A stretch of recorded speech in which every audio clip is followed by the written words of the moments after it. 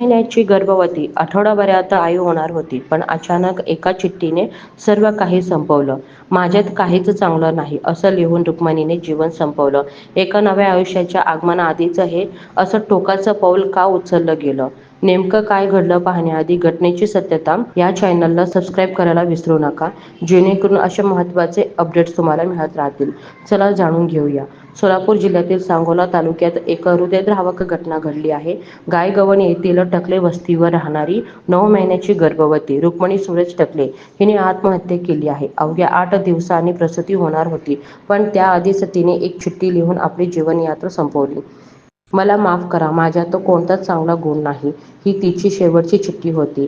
या ओळींमधून तिच्या मनात चाललेल्या घुसमटीचं एक चित्र स्पष्ट होते. तिने घरातील लोखंडी अँगलला लाल रंगाच्या फेट्याने गळफास लावून आत्महत्या केली. रुक्मिणी व सूरजचा विवाह फेब्रुवारी 2024 मध्ये झाला होता.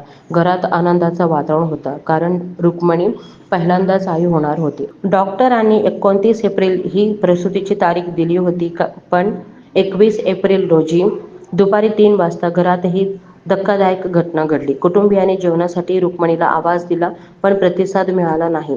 दरवाजा बंद होता. शेवटी खिडकी फोडून पाहिलं आणि अंगावर काटा आणणारं दृश्य उघड झालं. रुक्मिणीने गळफास घेतलेला होता.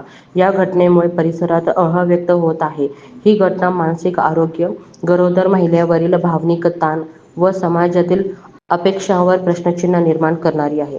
गरोदरपणाच्या काळात आनंद असावा, आधार असावा, मग रुक्मिणीने असं टोकाचं पाऊल का उचललं?